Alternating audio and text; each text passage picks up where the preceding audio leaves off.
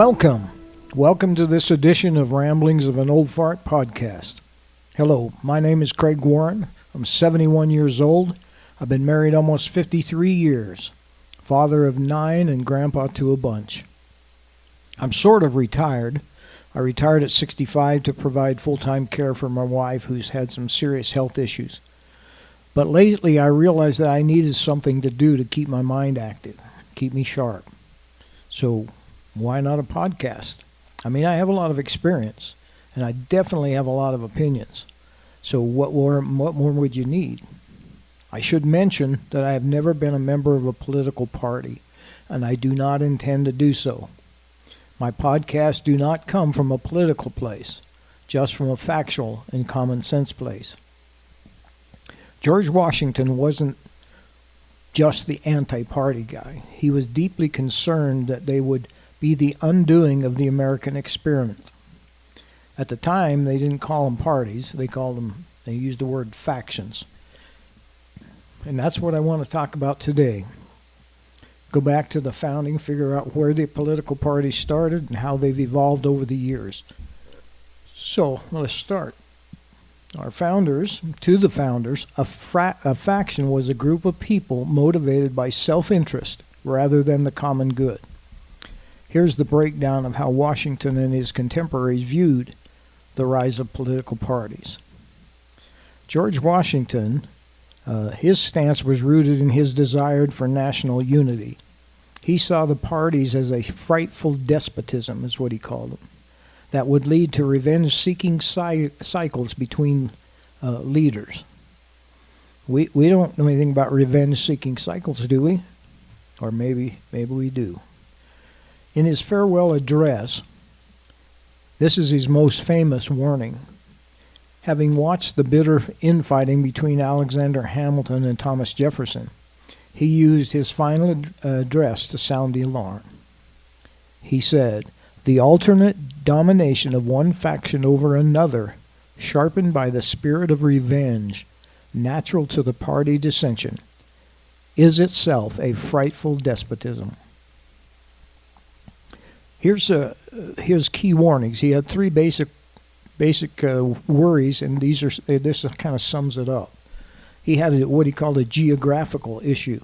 He feared that the parties would split the country along north versus south. We didn't have to worry about east and west because there was not much of a west. It was all pretty much east. And as it turns out, he was right here. You can see how the Civil War, there was this geographical line, the Mason-Dixon line, right? And then he was worried about foreign influence. He warned that parties open the door to foreign influence and corruption, as rival groups might seek outside help to win domestic battles. We have that situation today. Foreign influence from Mexico, China, Iran, Russia, all over the place. In a recent article in the Federalist, I found this. It said, foreign nationals are quietly bankrolling leftist causes throughout the United States.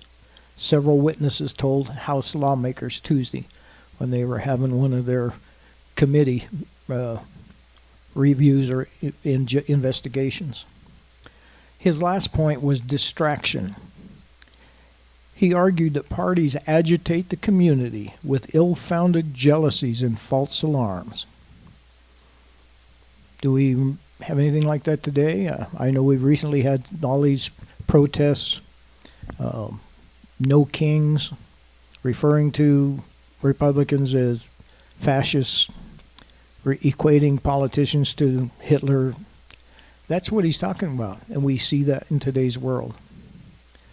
Okay, James Madison. James Madison was kind of the realist in the bunch, I think. But while Washington wanted to ban this party system, James Madison, who we commonly refer to as the father of the Constitution, he believed that factions were an inevitable part of the human nature. In Federalist number 10, he argued that you can't stop people from forming groups without also destroying their liberty. Instead, he proposed a large republic to manage them.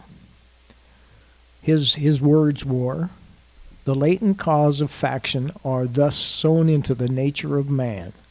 The influence in which we are brought is that the causes of faction cannot be removed, and that relief is only to be sought in the means of controlling its effects. His theory was that in a large enough country with many different interests, no single party could easily form a majority to oppress the rest. They would be forced to compromise. Well, theory might be good, but as we can see in today's world, there's not much compromise going on. Okay, then we also have John Adams and Thomas Jefferson. They were both vehemently opposed to the party system early on, when they were framing the Constitution and getting the early government going. But let me read their quotes about that first, and then we'll get into it.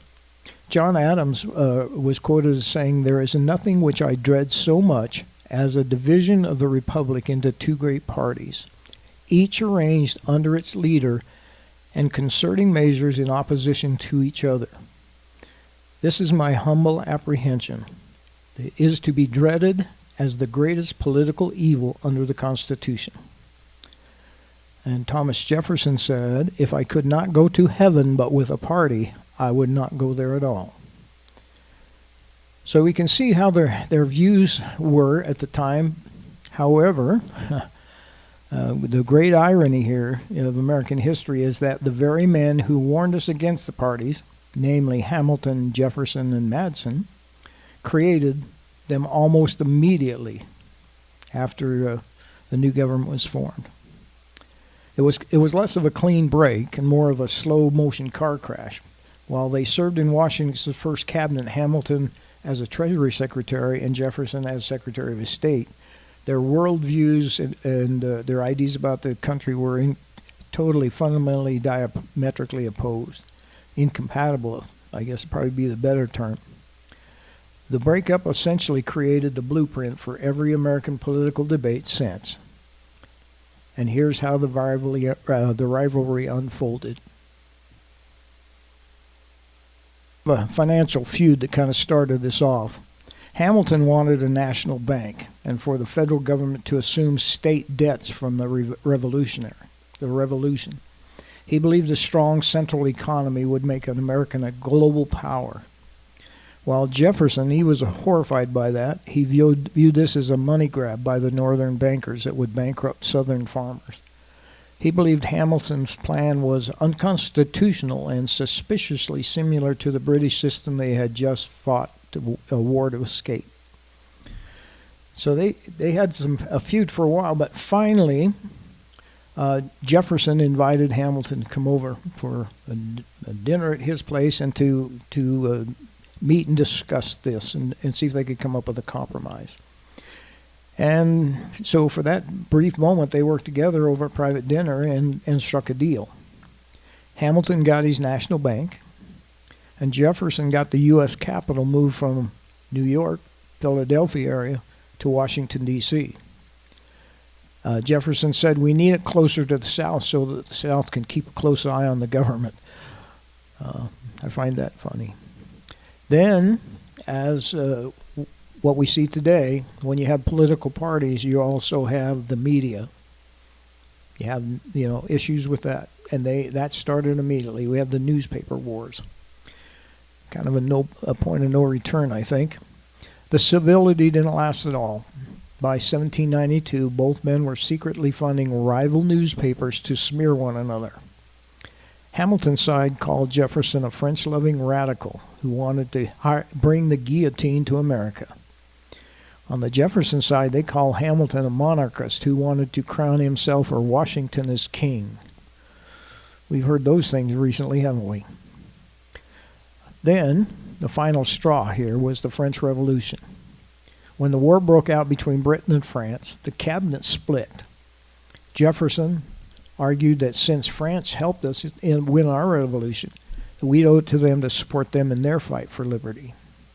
But Hamilton argued that France was in a state of murderous anarchy and that the U.S. needed to stay on Britain's good side for trade. As a result, by the time Washington retired, the lines were drawn so deeply that they couldn't be erased. The Federalists under Hamilton wanted strong central government. They believed that the country should be strong with the big cities, the industrialism, be pro-British. They believed in a loose interpretation of the Constitution. But the Democratic Party, under Jefferson, they believed strong state governments was the way to go. Rural, agricultural, pro-French, and small business kind of thing. And they believed in absolute strict interpretation of the Constitution. Washington spent his final years trying to referee the two, but eventually growing so frustrated that he sided more with Hamilton's policies, leading Jefferson to privately call Washington senile and a tool of the Federalists.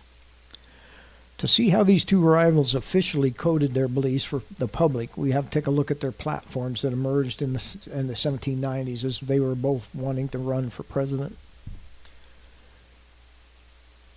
On the Federalist side, their primary goal was national stability and global respect.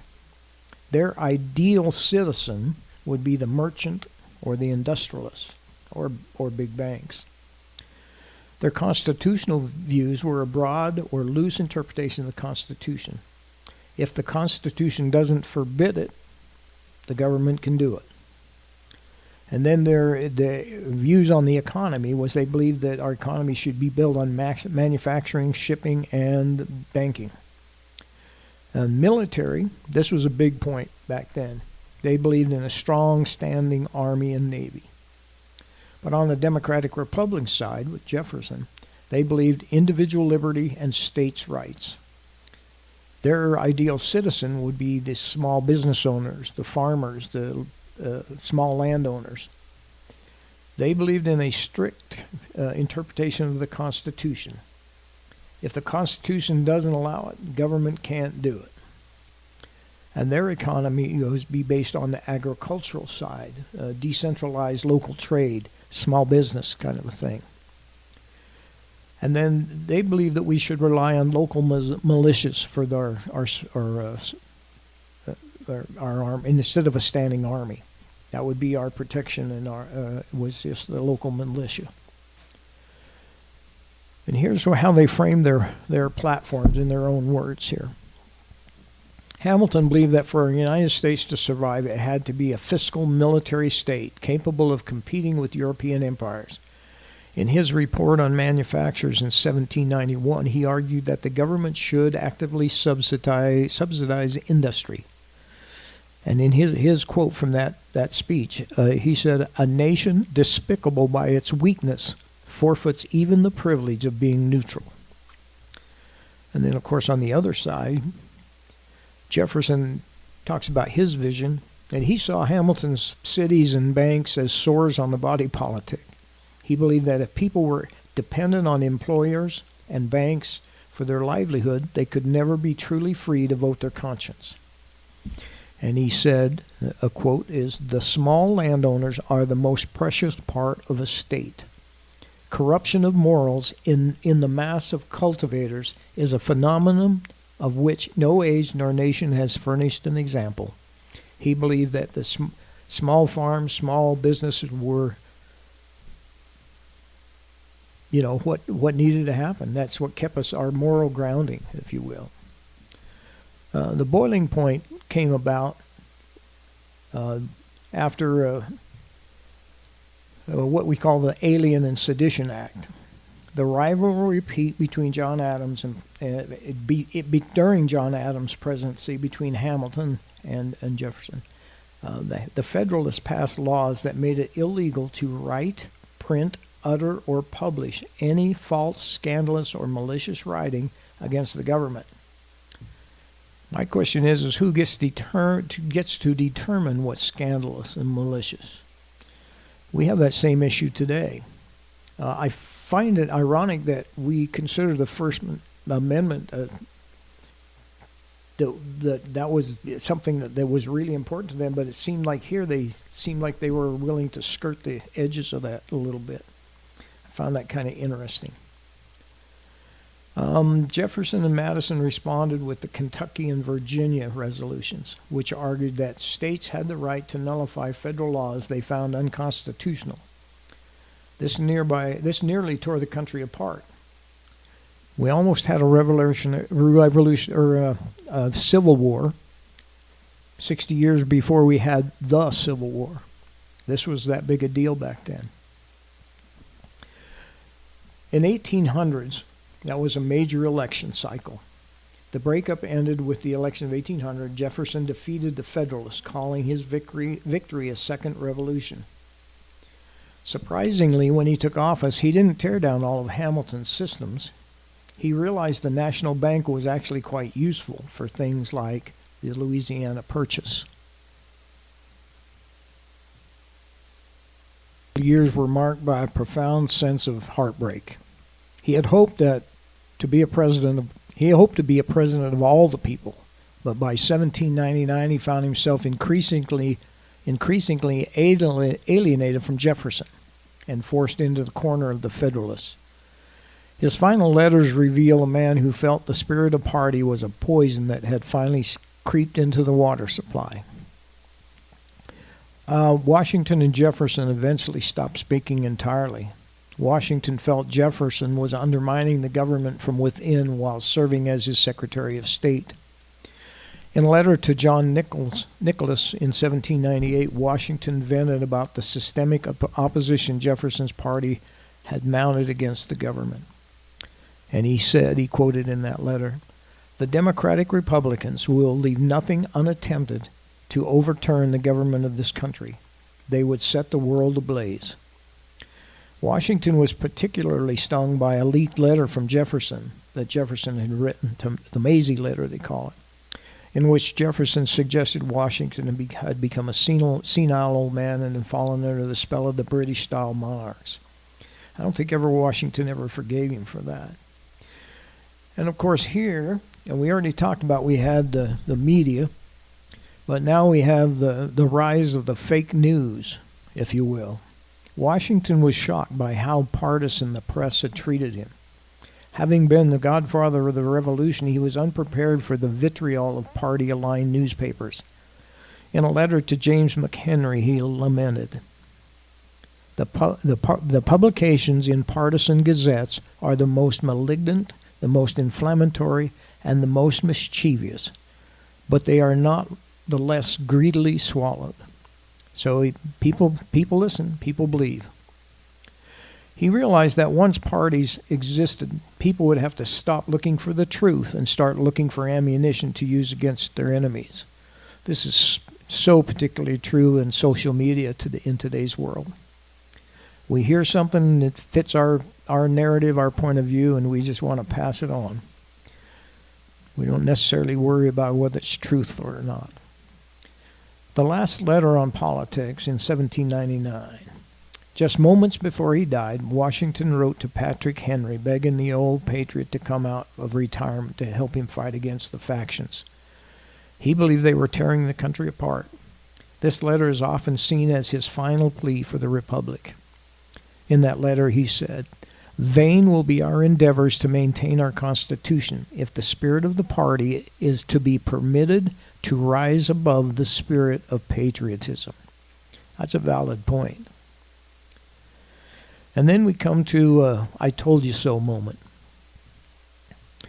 The tragedy of the 1790s is that while the Founding Fathers gave us the tools for democracy, the Constitution, they also gave us the machinery of the division, the party system. So let's take a quick look here. We figure in this era we have 6 great political eras in America. I just want to touch on these and so you can get an idea that the parties have always been there, but how they've changed over the time frame. First, we have the 1790s to the 1820s. The rivalry between the Federalists, Hammond, versus the Democrats and the Republicans Party. The argument basically was how much power should the federal government have. That was one of the big issues. The Federalists died out after the War of 1812, leading a brief period of good feelings, it says, at basically one-party rule. There was no big political divide, party divide. Then we have 1820s, the Jacksonian area, if we want to call it that. The 1820s to 1850s. The rivalry is Democrats, namely Jackson, versus the Whig Party, which was Clay. The arguments there were the common man versus the elite banks. This era saw the birth of the modern campaigning with the rallies and slogans and all of that stuff. The Whigs eventually collapsed because they couldn't agree on issues like slavery, so they kind of imploded from within. Then we have the 1850s to the 1890s. This is the Civil War period. You have the rivalries, the Republicans, Abraham Lincoln versus Democrats, the Southern-based Old World Democrats. The argument basically was the slavery and Reconstruction stuff, and then the Industrial Revolution all happened through that time frame. The result was the Republican Party was born as a third party and became the dominant force for decades, pushing for railroads and industrial growth. And then we have the Progressive era, the 1890s to the 1930s. This period dramatically reshaped the United States, in my opinion. Basically, we have the Republicans, Roosevelt and Taft, versus Democrats, Bryan and Wilson. The arguments were, how do we handle massive corporations in corrupt cities? Yes, we had them back then too. And the result, both parties became progressive for a time, creating the income tax and the direct election of senators. You have to understand, this is a real important time. Up until this point, into the early 1900s, the federal government didn't have an income tax. Their sole source of revenue was through tariffs and duties and fees like that. And also, up until this point, the senators of each state were not elected by the people. They were elected by the state legislators of that state. So that changed until, and from that time on, now we vote those in our state as the citizenry. So that made some pretty big changes in our country. And then we have the final period, or the next period, I should say, the 1930s to the 1960s. The rivalry was basically the New Deal Democrats, FDR, versus the Republicans, Hoover and Eisenhower. The argument was, should the government provide a social safety net? This is where we start bringing in Social Security and welfare programs and things like that. The result was a massive realignment. Black voters moved from the party of Lincoln, Republicans, to the Democratic Party during that time. That was a major political shift. Now in our modern era, the 60s to present, we have the rivalry between modern Republicans like Reagan and Trump versus modern Democrats like Clinton, Biden, and Obama. Our main arguments here was the culture wars, the globalization, and the size of the states. How much power do the states have in compared with the federal? The result is this era is what we consider the Great Switch, where actually the South, who were strongly Democrats early on, have switched to, in a lot of states, are fairly solid Republican. And then the Northwest is actually changed and become more Democratic. So, in summary, in the 1860s, the states' rights, the Democrats were more or less states' rights and strict constitution. In 2026, they are a strong federal government and a living constitution. And the Republicans in 1860 were a strong federal government. But now, in the 2026, there are a lot more states' rights and a very strict constitution.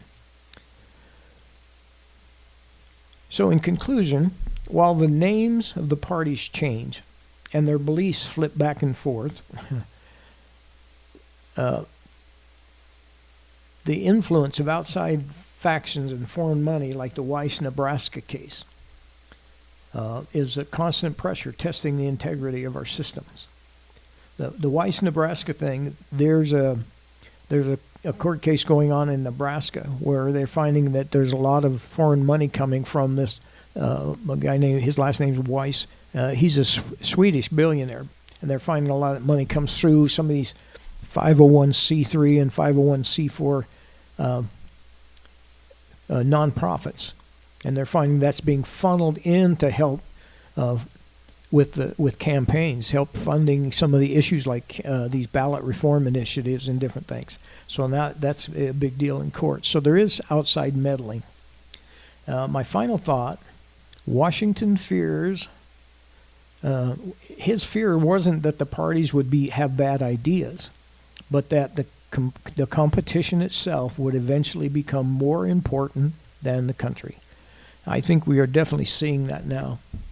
We have especially in our legislature, our Congress, they are so divided, they just can't see beyond the politics and what it looks like for the next election, not what's good for the country. I think I mentioned earlier, I'm working on another podcast just for the topic of the foreign influence. And what I'm finding out will blow your mind. So you need to watch for that. Hopefully that'll be up within the next week. Well, that's it for today. I appreciate you listening in.